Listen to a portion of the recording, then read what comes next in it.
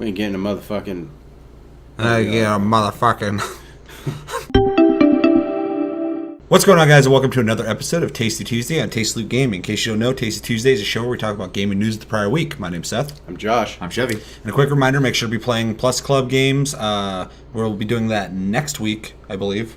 That's the end of the month? I believe so. Mm-hmm. So Plus Club next week, play Galaxy and Broforce. We've played both of them at this point, and we will be talking about it more in depth next week. But let's get into the news. And first bit of news, the core franchise of Pokemon has hit 200 million sales across the whole franchise, and including side games is at 279 million, which is quite the milestone. What do you guys think about that? First off, we're talking side games like Mystery Coliseum, Snap, not Pokemon Red, Blue. Yeah, those Green. are the core titles. Yeah. I think it makes sense. I mean, Pokemon is one of the most known brands so fucking worldwide. popular. Almost. We were playing that shit in middle school. Yeah, and we're like fucking almost 30. I remember crying to my grandma because we were in Costco and they had like the Pokedex book, like a I had one of those book with all 151 in it. And she's like, "What is that? What's a Pokemon?" I was like, "It's Pokemon." And then fucking, and then she's like, "Well, why do you want it?" I'm like, "Cause it's rad." And then she's like, oh. And she just threw it in the cart. Dude, I got that thing and I never used it ever. I didn't grabbed either. it, looked at it for a second, like this is cool, and I fucking put it somewhere. Yeah, I looked through it and I'm like, "Oh, Pidgey's a bird," and then fucking. Fuck yeah. I remember reading it that one day, and I don't know where I went from there. So who knows? Any thoughts? No, I mean, other than it's impressive because it's a franchise very much like a few other franchises. Obviously, like Mario's a big one to throw in there. That's lasted at this point 2 decades, 20 years now. They're on their 20-year anniversary right now. That's crazy to think about. I mean, we've literally grown up with this being a thing that has always been popular. I think it only really dipped still popular in like the black and white era. It yeah, there was a little bit but while there where I was like, it's not as popular as it was, and then all of a sudden it got really popular. And I was like, again, we're back here again. So no, it's pretty cool. I also heard recently they opened a new store. I can't remember where at in Japan, and the wait time for grand opening day was 3 hours to get in the store. Oh wow! So obviously still popular, like Pokemon themed. It's all Pokemon merchandise. Oh, yeah, they have a couple Pokemon only stores in Japan. There's one in New York as well, I believe. So I would say they make some over here. If it's not shaped like a Pokeball, that is missed opportunity. Fucking A. Yeah. Overall, yeah, I think we're all on the same page. I think we all think that's cool that it's at that milestone, and not really too surprised, to be honest. Just because the popularity's always been there. Yeah, and for a game that I'm turning 30 this year, for a game that I still kind of want, I go out and buy and play. I think I have 40 hours into fucking Y. I'm not even gonna say how many I have. I'll say that's it. And I mean, it's the formula. Just they keep making the decisions to tweak things and make it better instead of like trying to fucking completely change the fucking formats. They always leave all that shit for like the offshoot games, which is smart. They never really mess with like the core shit in core games, and that works, man. Because like I said, I go out and buy every single fucking new one. Yeah. Popularity still there. Let us know in the comments, guys. Are you still really into Pokemon? You kind of have fallen out of it. Let us know. Who's your favorite Pokemon? Yeah, that too. So for our second topic, Sony has responded to Microsoft saying they wanted to have open connectivity with the Xbox, with PC, and other online platforms. Sony has said that they've essentially started with saying that they've had online connectivity with PC since the PlayStation 2, starting with Final Fantasy 11. And that it's not a difficult thing, and that also referring to two closed networks, in this case they're talking about Xbox, that's also not that complicated. The hardest part, they said, essentially was red tape with the whole game making process with the developers and the game designers. Yeah, it's kind of in their hands at that point. No, it's cool that the PS4 or Sony had responded to this, because this was kind of big news, and Microsoft kind of left it open for everybody. Like, hey, we're opening up if you want to do it. Sony kept it pretty vague too. It seemed like so. It's kind of nice. Sony didn't just give them like a fucking firm nah, bro. Yeah, I was actually surprised that Xbox brought it up. Yeah, absolutely. That Microsoft was like, "Oh shit, let's do something for gamers." That's them catching up with the gaming. times. Yeah. Well, it was to me. I was like, man, Microsoft said that. It was a completely. I had no idea. Games that'll benefit. I mean, first-person shooters by far. Call of Duty, sports games, absolutely. in general. Sports games. Rocket League is supposedly going to be the first, which will be huge for it. Yeah, because Rocket League now, PS4 and Steam players can play together. Same with now Xbox and Steam players, but not necessarily all three. The whole link. So that's up to. They're going to work on getting that to work though. So. The one thing, and I talked to you about this earlier, Seth, is first-person shooters like Call of Duty, I don't want to play with PC players. I would like to be able to filter that out, only for the straight cause that mouse and keyboard way more precise than definitely than a controller. Well, so hackers are a huge problem with PC games, so. Especially first-person shooters, especially Call of Duty. Yeah. Definitely. Just go to the website. Overall, it's cool. I'm glad to see that they're humoring the idea and talking about it and what the struggles will be to get that to happen. Yeah. And I mean, it's just purely up to the developers, and I can't wait to see who actually takes advantage of this, because we've talked about this before, so I don't want to really reiterate, but I feel like games with communities that are kind of like low or dying, it would benefit them so much, because people will be able to play with people and keep the game going. Or even games that have like a weak population to start. Yeah, it'd niche be nice games to actually have like that bigger pool of fucking users to play with. I'd imagine too, from the developer standpoint, if they do decide to do that, imagine them being able to create one set of servers instead of having to have Sony-based servers, Microsoft-based servers. In the end, it could save money. It could save money for the developer. So definitely, yeah. No, that's awesome, and I'd really love to see it come to fruition. Yep. All right, on to the next topic. Our third bit of news, Boss Key Productions, which is Cliffy B's production company, is making a game called Lawbreakers. It was rumored to be free to play on Nexon. It is no longer that. It is now a Steam exclusive game, and it is a premium title, which means not free to play. And it's not going to be $60, but they didn't really touch on the price point. Simply stating, Cliffy B stated that with how the formula of the game was, it didn't really fit the free to play. The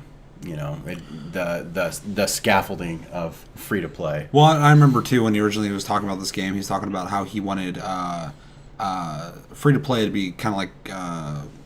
It was Disneyland, not Las Vegas. Disneyland, not Vegas, exactly, yeah. So he put a lot of thought into it, but I can respect that before the game came out, it's not an alpha, so it's not like they're like, well, we're not going to do free-to-play now. Yeah. The game's not out yet, so they have that time to make that decision, and I completely respect that they're going, you know what, this game's not going to benefit from free-to-play. Yeah. And if the game looks cool. You've seen a video on it. I don't know if you've seen anything on it. We actually did an arena shooter. We actually did a past Taste Tuesday on it. So I mean, it was kind of cool. It looks awesome. So I mean, I don't mind just buying the fucking game. Free to play is kind of neat, and I was actually interested in how he was going to do it since he was so adamant about it. But this makes sense. This isn't even a big deal to me. I mean, if the game's cool, and I'll buy it. Yeah, maybe he just couldn't make it work with how he wanted to make it work. I think it's interesting. We have a slew of these model of games coming out, and they're all kind of trying to do something to differentiate each other. I can't even say it. Stand out from one another. One thing I know that was said in this one, that he wanted to make sure it didn't get lost in the essentially the Overwatch and Battleborn. Tidal Wave. So they, it's intentionally not cartoony and all that stuff, so that it has a nice, solid appearance, different appearance, I should say. It's also interesting because they'll have these different models. Because like, you have Overwatch and Lawbreakers that you're going to pay for, and they both have not $60 versions, or in this case, not $60 at all. You have Battleborn, which I believe is going to be a full price game, but it's also going to include microtransactions. And then, am I missing one? No, that's it. I was thinking one was free to play for some reason. So Yeah. but yeah, no, it'll be interesting. I mean, this guy, worked for Epic for how long? For a long time, he was responsible. He had a lot to do with the Unreal games. He was responsible for Gears of War. Not a fan of those games, but they sold well. So Dude knows how to make a game, though. He's got a lot of ideas. He's been doing it easily, since he's like 14. So I mean, obviously they made the decision because they felt it was needed. So Yeah. No, it makes sense. And I fully trust him. I mean, I don't know if he people are didn't going to start his own company to fucking fail. Like, he's going to make it work. Yeah, and I don't know if people, I don't know if he'll get backlash for it or not, because if someone feels cheated. I don't think so. I know because it wasn't released already. Yeah, and it wasn't. It was something on my radar, but I wasn't like, fucking holy shit. It's not the same as the H1Z1 thing, because that game, before it came out, it was free to play. Came out in alpha, early access, you paid for to get early access to it and beta test it essentially, but still free to play. And then eventually they were like, we're not going to do free to play. I was like, oh, yeah, okay. Yeah, but if you... I still sit on the other side. We're not getting in that. But yeah, let us know. Are you guys looking forward to Lawbreakers? Do you care if it went from free to play to a premium priced game? Let us know. For next bit of news, or more so rumors going around, apparently there's a new PS4 coming out. People are calling it the PS4.5. It's rumored that it's going to have an upgraded GPU. It's going to be faster. It's going to run 4K resolution. It's essentially the same box, just more powerful. Think the iPhone 5 to the 5 or 6 to 6S essentially. What do you guys think of the idea of essentially upgrading a console? And do you guys think that would alienate people? Because I do. I think it would alienate people who already have PS4s. And do you think that they can manage to make the same games for the two different boxes? It's short answer, yes, I do think so. Because all they have to do is continue to make games for the original platform, and then the developers just have to add 4K as an option. Okay. As someone who is currently and constantly eyeballing 4K TVs at this point, I'm just waiting for that boost of support for it. This is great for me. I would absolutely go out and get a 4K one if I had the TV for it. I mean, most gamers want that. The graphics is a huge thing with AAA titles. Definitely. I mean, that's part of the spectacle of that. I mean, you get fun out of all sorts of games, indie games and stuff like that. I mean, we don't need it for that. But for something like a Naughty Dog game, for example, in 4K. Oh yeah. Maybe I'm just being a little bit of a tech nerd on that one, but no, that'd be the dopest. Holy crap! I just upgraded to a 4K ready, TV, so this is right up my alley. 60-inch curved screen. 65 inches curved screen. Way to whisper 4K. That 5 inches makes a difference. Makes him look like a baby in front of it. Yeah. Anyway, it's once if they confirm it or not, I won't be in line, but I'll definitely be buying one. Yeah. I'll be like, take this, give me the better one. I'm interested in buying one just because I have the money to do it, and I just kind of want to see where they're going with it. But and just I do agree. I think if you're buying this, you're buying it for better graphics, essentially, better resolution, faster GPU, all that shit. But the interesting thing about it is I feel like it slightly alienates people because they might feel like they're missing out, but at the same time, you don't have to do it. You don't have to. So and unless the developer starts alienating people, yeah, that'd be the concern. That's the only issue that I have, and the DS is as an example, same fucking box, but it just has a better GPU processor, yeah. And there's games you can't even play like Xenogears and fucking There's two Xenosaga Xenoblade. and Hyrule Warriors. You can't play those on the old ones now because they just can't fucking handle it. I will say in Nintendo's defense though, the DS has been out a long time. It's been out for a while, yeah. Just crazy. I keep thinking the Wii U is this brand new console, and it's actually had a long cycle. So the NX isn't weirding me out anymore as much as it was, because I thought the Wii was really new. It's just that the Wii doesn't have the support. Yeah. It's not that the system's that it's new. supported like it has. It just came out, but just Yeah. lackluster. So I mean, Even though I feel like it's supported more than the fucking Xbox One is. So Right now, I feel the same way. yeah. yeah, I don't see a poking fucking tournament coming out for Xbox One. You don't see Pokemon coming out on anything else. Yeah. It's just a damn shame. Yeah. You're not.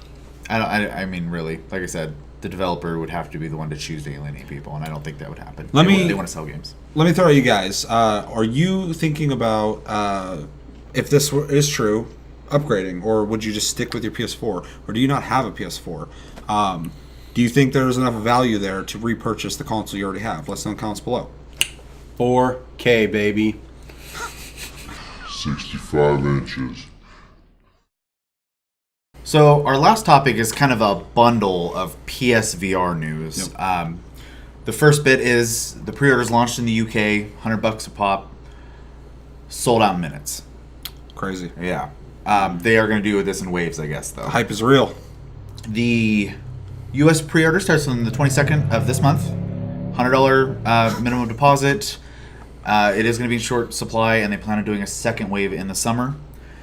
It's a bundle pack, though. It comes with the headset, cables, headphones, a demo disc, a PlayStation Eye camera, 2 PlayStation Move motion controllers, and the PSVR Worlds disc, which is essentially 5 little mini PSVR games.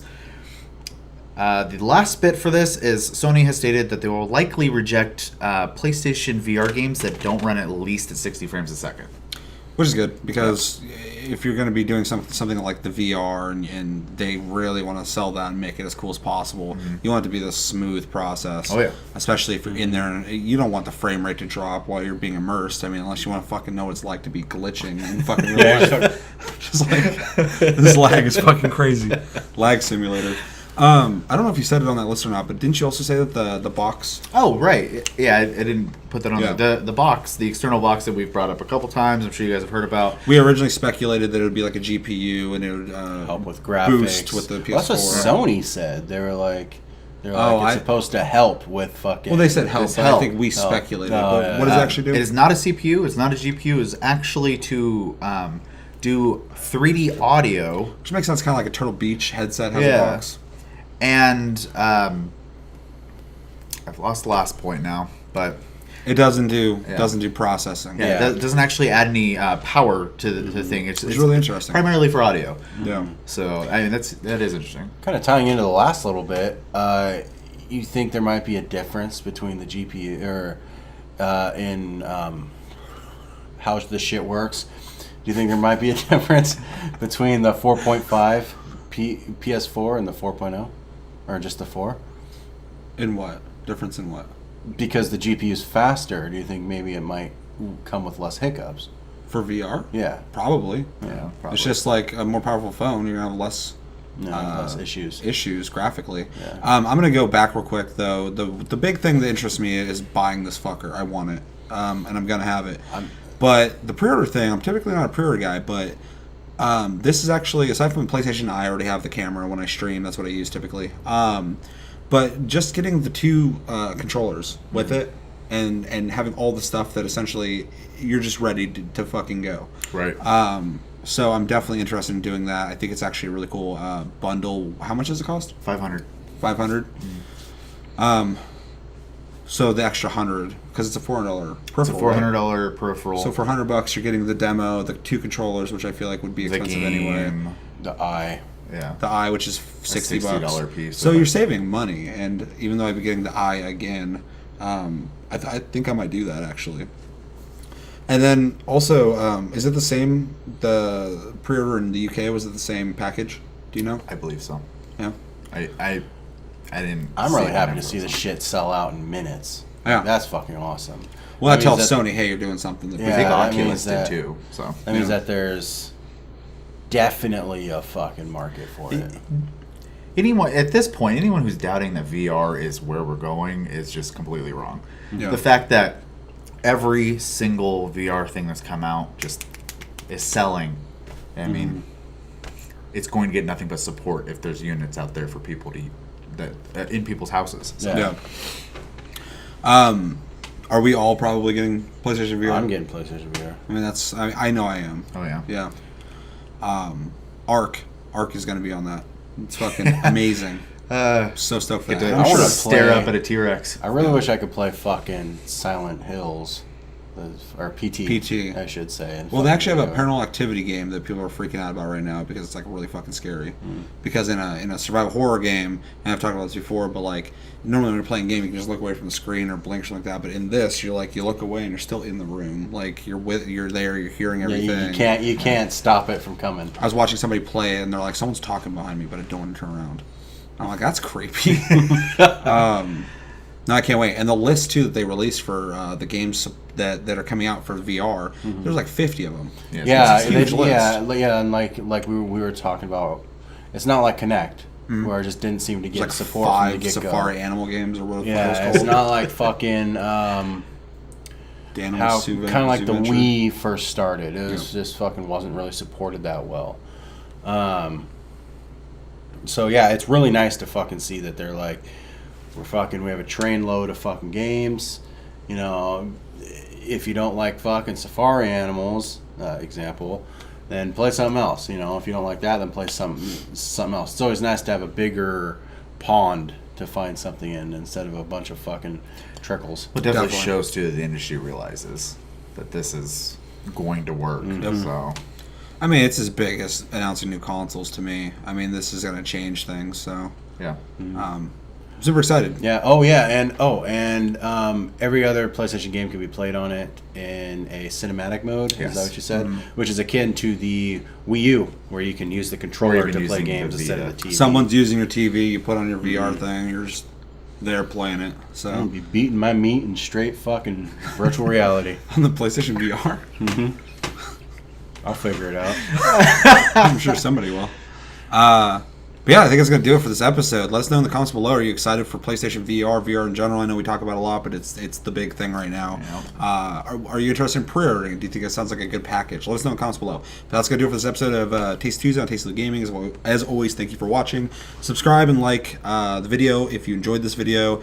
Check out our many other videos that we've made. We are closing in on 200 videos, which is crazy. Check us out on Tumblr and Twitter, Tasteful Gaming. Check us out on Twitch, Sleep Division. All one word. And stay tuned this week. We got, I think we're doing Pokken for the Wii U, our first Wii U game on the channel, surprisingly, I think. Yeah. And we're going to be doing our first podcast ever this Friday in place of Loot Chest. This is going to be a bi-weekly thing, so come back and check that out. It's going to be like an hour-long conversation. It'll be cool. But yeah, thank you for watching. My name's Seth. I'm Chevy. And I'm a deviant. And we'll see you on the next episode, guys. Take it easy.